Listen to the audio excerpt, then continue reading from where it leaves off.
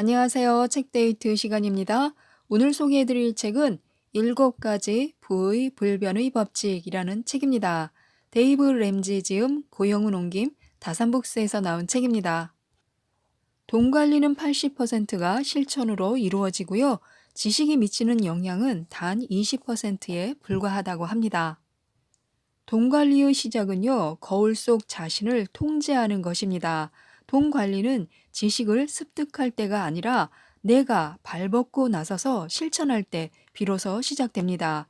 부를 쌓는 일은요, 행동만으로도 이룰 수 있습니다.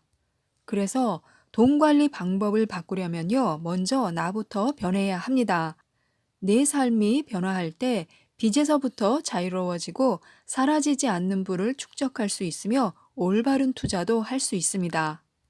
지금부터 풍족한 삶을 만드는 7가지 보이 법칙에 대해서 알려드리도록 하겠습니다. 법칙 1. 최소한의 무기, 비상자금 모으기. 7가지 보이 법칙에서 가장 중요한 첫 번째 법칙은요, 어떤 위기 상황에서도 오로지 자신의 힘으로 벗어나야 한다는 것입니다. 어떤 상황이 닥치든 자기 자신을 구제해 줄 수 있는 비상자금을 모아야 하는데요.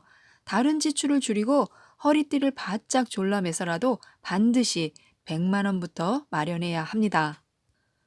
무언가를 해내려면요, 그 일을 완수할 때까지 힘껏 노력해야 합니다. 그런 다음에야 다음 단계로 넘어갈 수 있는데요. 예산이란 계획 없이는 시작조차 할 수 없습니다. 7가지 보유 법칙을 실천하기 전에요, 매달 예산 계획부터 수립해야 합니다. 예산은 지금 당장 짜지 않아도 큰 위험을 불러오진 않지만요. 그러다 보면 결국 자신도 모르는 새 지갑이 텅 비는 사태가 벌어집니다. 또 예산을 세우는 일과 꼭 병행되어야 하는 과제가 있는데요. 바로 매달 나가는 각종 비용과 공과금을 연체금 없이 정리하는 일입니다. 만약 휴대폰 요금이 두세 달 밀린 상황이라면요. 우선 연체된 돈부터 납부해야 합니다. 연체금이 이것저것 너무 많다면요. 기본적인 식비, 관리비, 공과금, 교통비, 월세 등 의식주 문제를 해결하는데 우선순위를 두고요. 가장 시급한 것부터 해결해야 합니다. 그러고 난 후에 신용카드 빚과 학자금 대출을 해결해야 합니다. 이처럼 예측이 가능한 모든 일은요, 예산으로 관리해서 예기치 않은 추가 지출을 막아야 합니다. 법칙 2. 가장 강력한 적, 눈덩이 빚 갚기. 매달 나가는 빚만 없어도요, 숨통이 트입니다. 만약에 빚이 있다면요, 소소한 빚부터 차근차근 갚아나가야 합니다.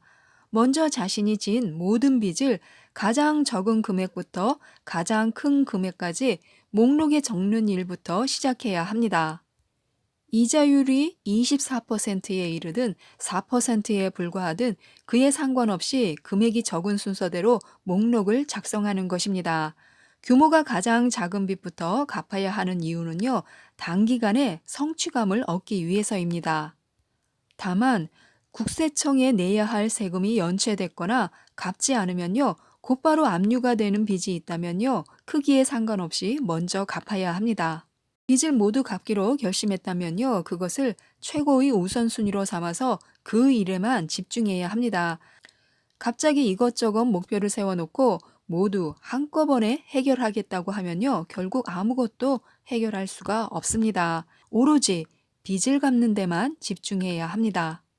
최대한 예산을 빡빡하게 짜서 알뜰하게 생활하고 있는데도 도저히 빚을 갚을 여유가 생기지 않는다면요, 돈이 되는 물건을 팔든지 밤에 아르바이트를 하든지 결정해서 돈이 나올 구멍을 찾아야 합니다.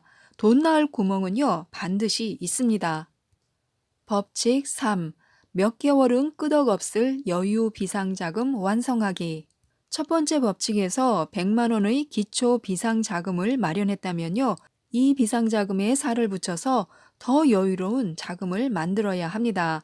만약 매달 벌어들이는 수입이 갑자기 없어진다면요, 앞으로 3개월에서 6개월 동안 어떻게 살아야 할지 대비해 두는 것입니다. 어느 정도의 비상자금이 수중에 있어야 몇 개월은 각종 비상사태에 의연하게 대처할 수가 있습니다.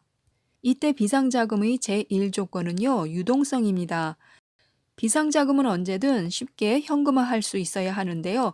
중도 해지 수수료를 내지 않고도 현금으로 찾을 수 있도록 유동성을 갖춰야 합니다. 물론 빚이 있다면요, 빚을 모조리 갚은 후에 저축해야 합니다. 빚을 다 갚을 때까지는요, 100만 원 정도의 비상자금이면 충분하기 때문에요, 모든 빚으로부터 자유로워지고 나서 다시 여유 비상금을 채우는데 수입을 사용하면 됩니다. 법칙 4. 품격 있는 삶을 위한 노후자금 마련하기. 네 번째 법칙인 노후자금 마련하기는요, 삶의 질을 높이기 위해 더 적극적인 투자를 동원하는 단계이며, 부를 쌓기 위해 고도로 집중해야 하는 시점입니다.